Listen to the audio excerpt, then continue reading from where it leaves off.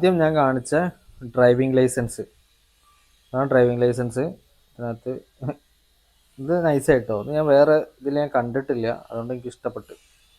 വേറെ ഇതിലുണ്ടെങ്കിൽ നിങ്ങൾ കണ്ടിട്ടുണ്ടെങ്കിൽ കമൻറ്റ് ചെയ്യണേ, നിങ്ങൾ വേറെ കണ്ടിട്ടുണ്ടെങ്കിൽ. ഇനി ഇതാണ് ഗോസ്റ്റിൻ്റെ മാനുവൽ. ഗോസ്റ്റ് എന്നാണ് കേട്ടോ ഇതിൻ്റെ പേര്.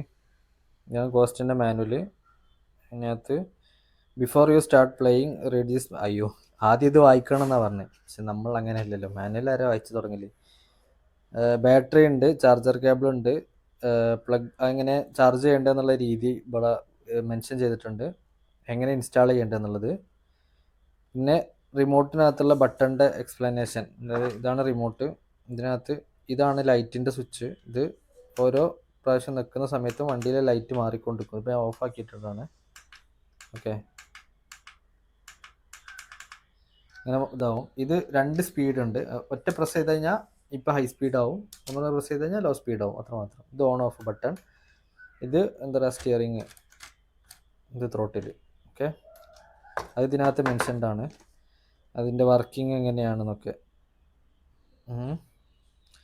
പിന്നെ നമുക്ക് ടയർ ചേഞ്ച് ചെയ്യുന്നത് എങ്ങനെയാണെന്നുള്ളത് സ്ക്രൂ വെച്ചിട്ട്.